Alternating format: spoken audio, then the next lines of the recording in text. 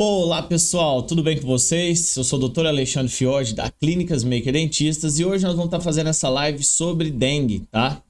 E antes de mais nada, compartilha com seus amigos aí, é muito importante pelo momento que nós estamos passando, ok? Então a primeira coisa que eu queria deixar claro para vocês é que não há nenhum conflito de interesses quando eu estou fazendo essa live, tá? Da onde que vem essa proximidade minha com a dengue? Eu já trabalhei 6 anos no SUS, ok? E todas as campanhas que vinham, não só da dengue, mas como da gripe, como de outras doenças que estão acometendo aí a sociedade com o passar dos anos, né? Algumas, elas mudam um pouquinho o comportamento. A dengue mesmo era uma doença mais do litoral. Hoje a gente vê que ela está sendo bem intensa também no interior, né? Era mais no oeste do estado de São Paulo. E sem mais delongas, né? Vamos tá começando aí a nossa live aqui falando tudo sobre dengue, então presta muita atenção que nós vamos começar, ok? Bom,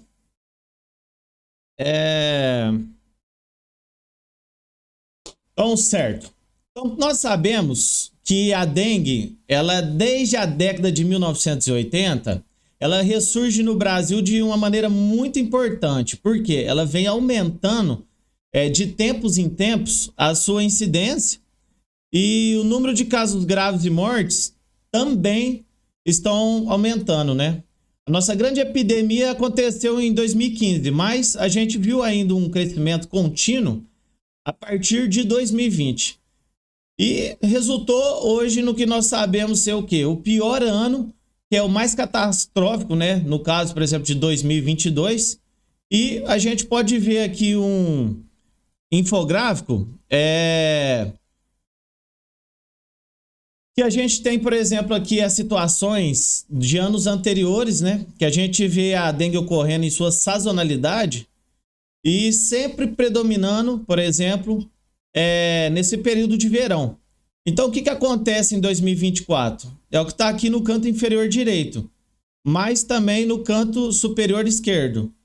O que acontece? Uma linha do tempo mais contínua desde 2021. Nós temos essa explosão de casos que a gente vê surpreendentemente um epicentro no sudeste, tá? Que é justamente a nossa região. E a gente sempre teve outros epicentros, mas hoje nós estamos tendo um no sudeste. E eu vou entrar muito rapidamente aqui numa coisa que todos os médicos já sabem sobre dengue, né? Que o que importa é que existe 4 sorotipos circulantes da dengue e a gente tem imunidade duradoura para a vida, ela é sorotipo dependente, ou seja, nós temos uma imunidade que é cerca de 6 meses de todos os sorotipos, mas para o resto da vida, quanto aquele sorotipo que já cometeu alguém. Por isso que é uma discussão muito importante em cima da vacina que vai ser adiante. Nós sabemos que a dengue ela ocorre nesses locais aí que é chamado isotérmicos de janeiro e de julho. O que significa? É os locais que têm temperatura acima de 10 graus durante o período do inverno. É uma média temperatura acima de 10 graus. Então, janeiro no hemisfério norte e julho no hemisfério sul. E os países acometidos, eles estão cometidos entre essas duas linhas desse gráfico. Sabemos também que é muito importante para esse gráfico que o Aedes aegypti é um vetor que ele vive e circula pouco tempo do lugar que ele eclode, cerca de aproximadamente 100 metros, mas ele pode ser levado por veículos, por objetos, malas e outras coisas. Mas quando ela começa a ocorrer, ela se espalha de uma maneira espacialmente contígua. Então, por exemplo, se você pegar lá em São Paulo, você vê que lá na Zona Norte, a partir de Guarulhos, e a parte oeste, a partir de Osasco. Então, todos esses gráficos vão mapeando o comportamento conforme vai surgindo os casos. Então, o que acontece? Se a gente tem um caso suspeito, se a gente fizer uma varredura ao redor daquele domicílio, ok? Nós conseguimos diminuir de forma importante a transmissão, porque ele normalmente ela tem uma área de abrangência de 100 metros, tá? Por isso que é muito importante notificar os casos de dengue para as autoridades epidemiológicas, tá? E aqui, nós temos aqui um demonstrativo que a fêmea, ela é hematófaga, e quando ela está infectada, ela tem uma maior atividade, ou seja, ela se move mais, ela busca mais alimento e ela busca mais encontrar principalmente o ser humano, né? E para ela é algo relevante para a fêmea picar. Agora, por exemplo, se você vê com Zika, você vê que reduz a atividade do vetor quando ele está infectado. E já do Aedes aumenta essa atividade. Então, quando ela pica alguém, então esses 100 metros, ele se mantém, tá? E por isso que ela passa a maior parte da sua vida dentro desse diâmetro de 100 metros, tá? E fazendo uma varredura ali, provavelmente a gente encontra algum vetor. Aqui também aquelas questões isotermas que a gente falou, né? Então tá aí os locais que tem mais casos de dengue no mundo, os locais que tem menos casos de dengue no mundo. E nós temos aí a quantidade de casos. Mas tem algo muito interessante, que esse é um artigo muito importante, que eu achei aqui da USP, que é o seguinte, eles viram uma série de fatores que potencializavam a mortalidade nos países da América Latina em relação à dengue. E o que eles viram? Que a epidemia de dengue, as que têm mais riscos de caso grave e morte, por quê? Porque quando a gente sabe que a pessoa tem dengue mais de uma vez, a gente sabe que o risco de caso grave aumenta, ok? Então, quando você tem anos de endemicidade, muito anos de endemicidade da dengue, significa que você já teve uma epidemia suscetível com sorotipos diferentes, e essas epidemias de sorotipos sequenciais de vírus vão determinar o quê? Mais e mais casos graves. Então, se nós tivermos uma epidemia tipo 1, depois tipo 2, 3, 4, a última, ela se torna mais predominante o índice de mortalidade. Tá? E nós já tivemos epidemia de tipo 2 e 3 no passado, tá? E então vai ter pessoas que já tiveram infecções anteriores e vão correr maior risco, tá? E então a gente não precisa nem discutir a febre clássica da dengue, tá? Mas raramente ou quase nunca a dengue tem sintoma respiratório. E quando tem, é uma tosse seca, tá? Então, quando alguém quer diferenciar, por exemplo, Covid de dengue, uma das coisas importantes é a ausência de sintomas respiratórios, tá? É um dos diagnósticos diferenciais do Covid em relação à dengue. E uma questão importante é a chamada dor retrograda, porque o que acontece? Uma das células mais acometidas pela dengue são as células musculares. Então, normalmente são as células extrínsecas oculares, tá? Que é aquela famosa dor na região dos olhos, tá? Então, aquela dor é bem característica da dengue, ok? Mas a gente não pode esquecer que em toda epidemia de dengue se confunde caso com meningite, leptospirose, sepsia. Tem muito diagnóstico e conduta errada que pode inclusive levar o paciente a óbito, tá? Então não esqueça que outros quadros clínicos também podem existir, tá? E o diagnóstico específico aí da dengue aí entra a sorologia, né? Que a gente capta os anticorpos IgMs, né? Que tem essa sigla MAC ELISA, que ela só é positiva de maneira importante após o 6º dia. Nós temos também esse teste rápido, que é um antígeno, né? Que ele tem que estar presente nos 3 primeiros dias e pode ficar um pouquinho mais até o 5º, tá? Mas a maior parte dos kits que hoje que acontece é a questão dos anticorpos IgM, tá? Isso permite que a gente tenha uma positividade de um dos dois diante de um quadro assintomático. Então, tem a possibilidade também de ter outros métodos moleculares e tal, mas os que mais são utilizados para determinar qual é o sorotipo que está circulando são esses testes, ok? Importante do ponto de vista da conduta é essa classificação da OMS. Cara, ela é muito relevante, porque quando a gente diz dengue hemorrágica, levava critérios que era muito importante para a vigilância, mas era pouco importante para a conduta clínica, ok? Porque ninguém vinha escrito na testa, estava escrito vem dengue hemorrágica e o sangramento não é a principal causa de morte da dengue, e sim o extravasamento plasmático. Então, em casos A, aqueles casos leves, B, casos ainda são relativamente leves, mas já apresenta sintomas e já necessita uma atenção, e C, aqueles que requisitam internação hospitalar para hidratação, e D, aqueles casos que já são graves, que já estão em choque e que, portanto, precisa de uma conduta em UTI. Então, lá na imprensa fala assim, fica em casa, B, trata bastante, chega o hemograma, senão manda para casa, C, interna na enfermaria e D, vai direto para UTI. Nós temos vários estudos que buscam entender por que as pessoas realmente morrem por dengue, tá, pessoal? Então, vamos passar rapidinho aqui algumas estudos. Esses estudos são revisões sistemáticas, tá? Mas é importante porque são em cima de 78 artigos que nós estamos montando isso aqui. O slide está um pouco poluído, tá, pessoal? Mas depois dá para vocês dar uma pausa aí, assiste com calma e vocês vão acompanhando. Mas a gente vê que morre mais homens idosos e pessoas com comorbidades, ok? Também, aparentemente, há menos mortes em afrodescendentes e há mais mortes naqueles indivíduos com educacional com vulnerabilidade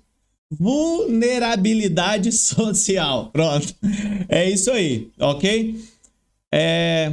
Então, as questões de saúde também têm sido associadas à morte e pequenos estudos com sorotipo tipo 2 associados à morte.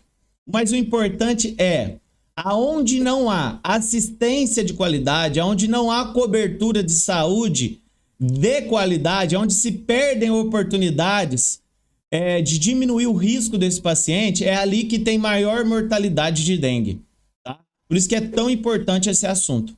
Então, normalmente se morre por dengue por perca de oportunidades por conta de não reconhecimento de sinais de alarme, ou seja, diagnósticos errados, tá?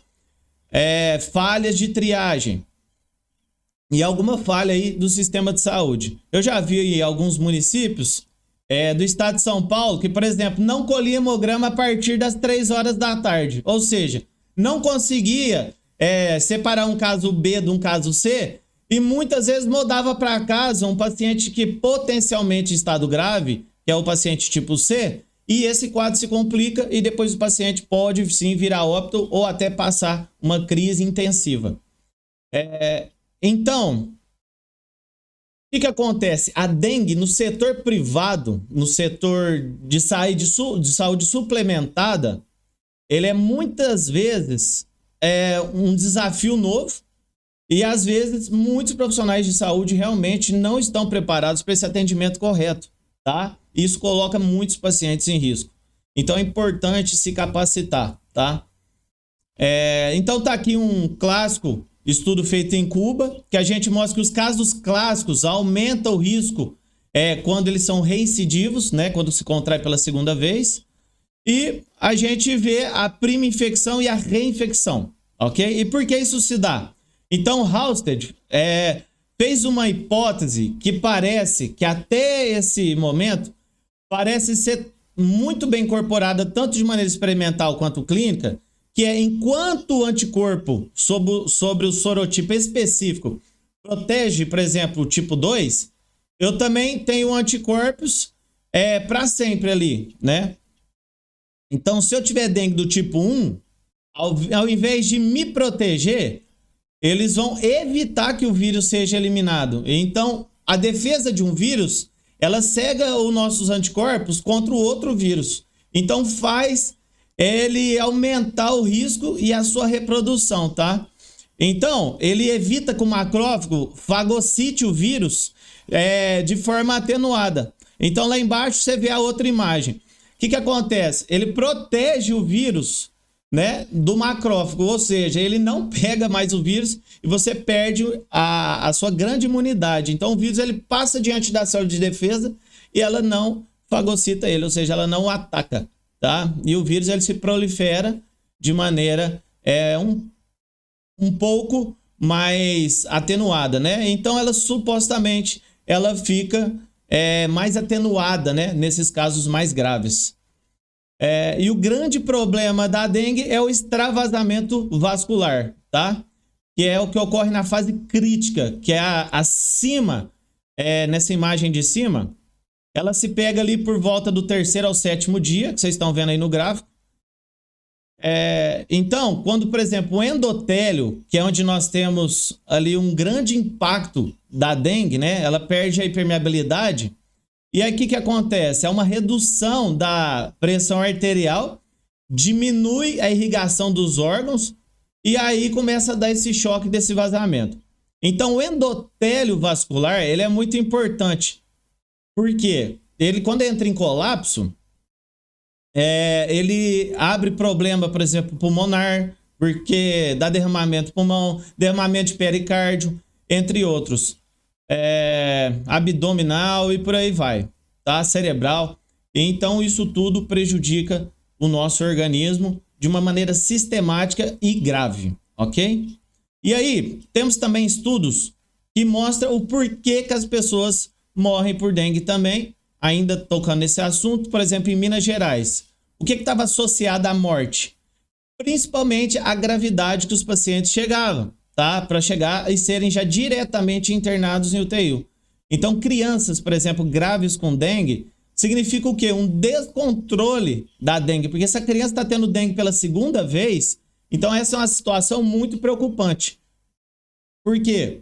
Ela, em pouco tempo de vida, já teve muitas vezes exposta a dengue, então ela ainda será exposta novamente, provavelmente, pela probabilidade, e aí a chance de suceder casos graves de dengue nessa pessoa, nesse indivíduo, ela é muito grande, tá? Por isso é tão importante a gente estar associando de maneira relevante, a morte está associada com quem já teve dengue na infância, por exemplo.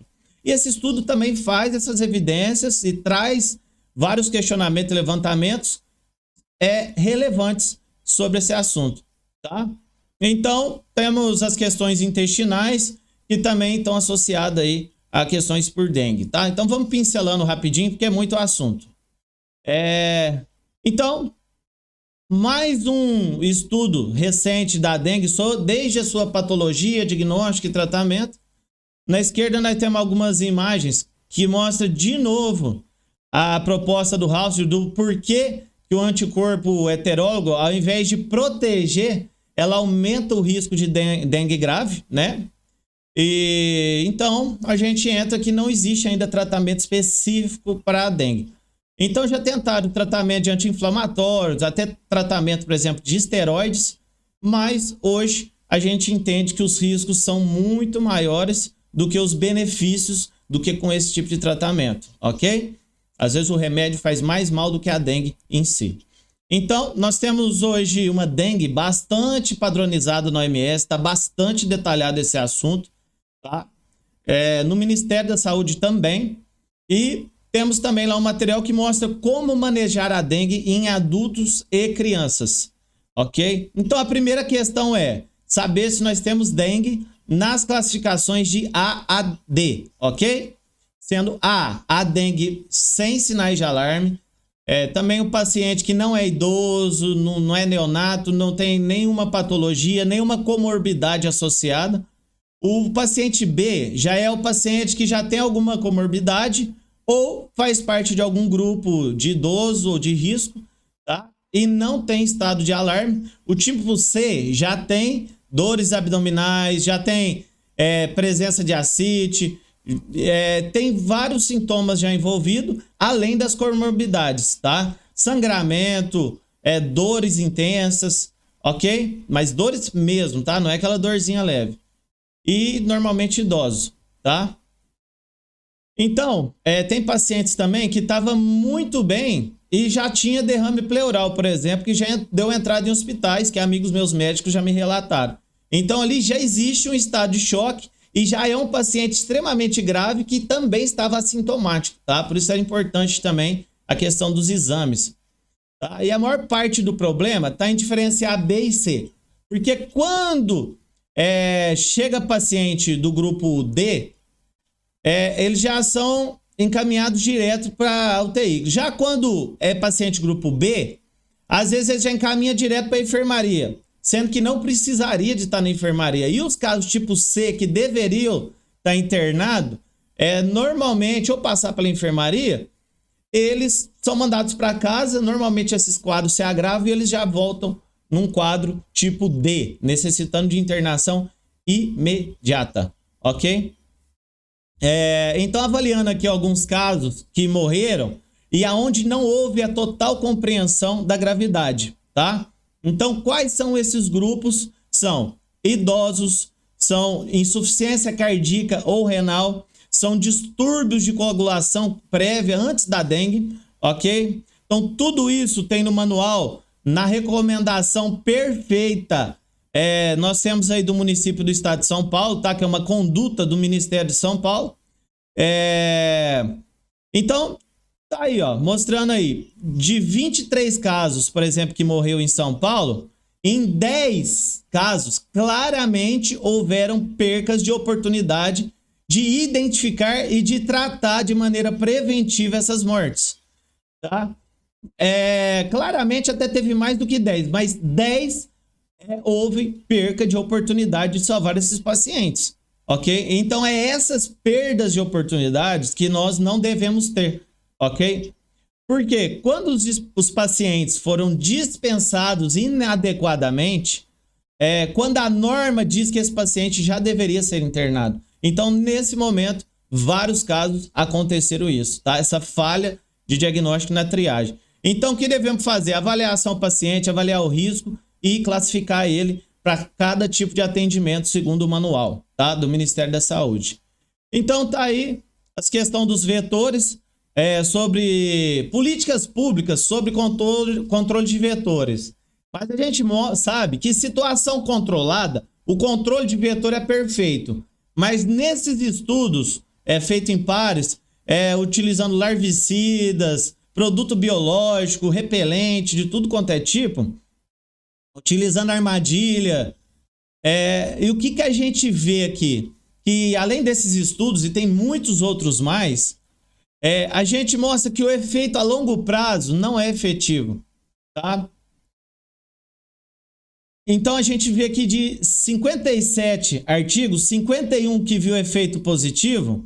A gente pega aqui que após 12 meses, o efeito positivo, ele se mantinha em 36% dos casos, ok?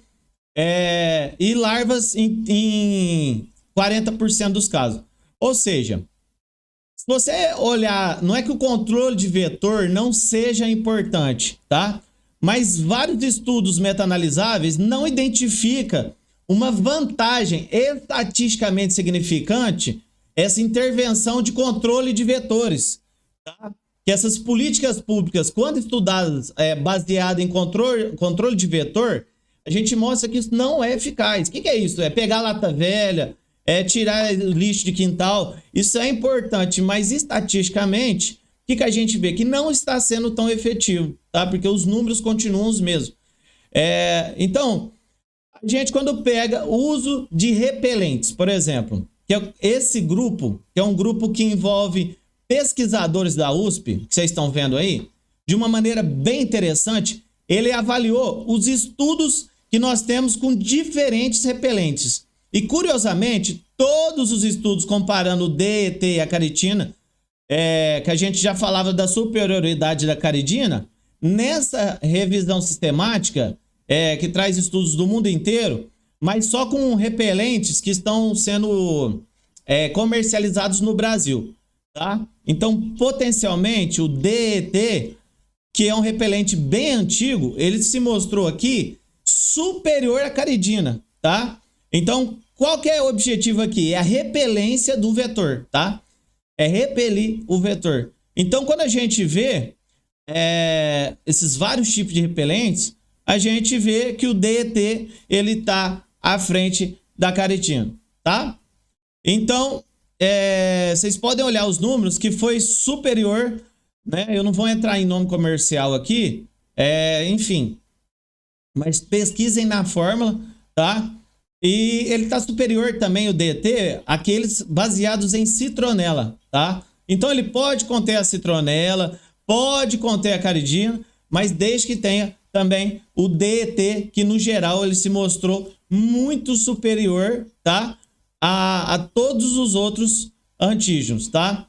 E inclusive dessa questão repelente do que a própria citronela, tá? Então fiquem atentos em relação a isso, tá bom? Que o DET se mostrou muito mais eficaz contra tanto o Aedes aegypti quanto ao Aedes diferente que nós temos, né, aqui no Brasil também.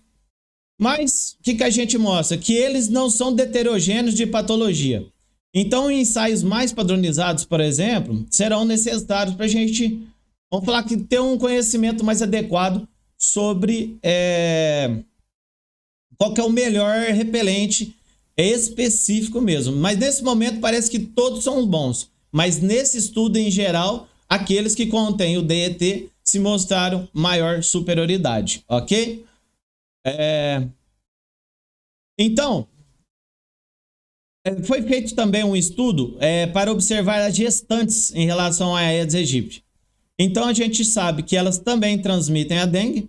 E além de identificar essa revisão sistemática de um grupo de Ribeirão Preto, a pedido da OMS, além de identificar que os repelentes eram seguros, né, eles também tinham que mostrar que eram seguros também em gestantes. Mas o que aconteceu? Eles mostrou uma coisa interessante, que roupas claras diminuía o risco das picadas do mosquito, tá? Como se a cor clara também repelesse o mosquito de alguma maneira. Tá? Mas o que eles mostraram? Que os repelentes eram seguros e muito eficazes na prevenção da picada em gestantes também, tá? É um grupo de observação e que é uma questão muito preocupante. Então isso vale também para a nossa situação atual. E para finalizar, a vigilância epidemiológica, quando a gente se anunciaram as vacinas de dengue no horizonte, a gente imaginou, nossa, vamos sair do controle de vetor, que é uma coisa que a gente faz muito mal, e a gente vamos para a vacina, que é uma coisa que a gente faz muito bem. E sempre fizemos bem no Brasil. Então, quando vem o Zika, o chikungunya e tudo mais, também entra com essa questão das vacinas em estados avançados também, para esses tipos, né? Mas o mais importante é esse modelo matemático, que mostrou que só o controle de vetores não vai controlar a dengue, só a vacina não vai controlar a dengue também, mas uma ação conjunta de controle de vetores mais a vacina, aí sim nós realmente teremos um potencial de atingir um controle da epidemia da dengue. Então, rapidamente, esse aí foi o meu recado dessa primeira parte, e depois nós vamos trazer as questões da vacina também, tá bom? Então, fica à disposição para discussão aí, para quem quiser deixar seu comentário aí, eu vou estar fazendo comentários aí novamente no futuro, tá bom? Então, pessoal, me despeço para não me alongar e até a parte 2. Nós vamos falar tipos de vacina e quais são os sorotipos que elas abrangem. Forte abraço, obrigado pela audiência, compartilha, porque isso é muito importante. Dr. Alexandre Fiode, da Clínicas Maker Dentistas, me despeço. Compartilha.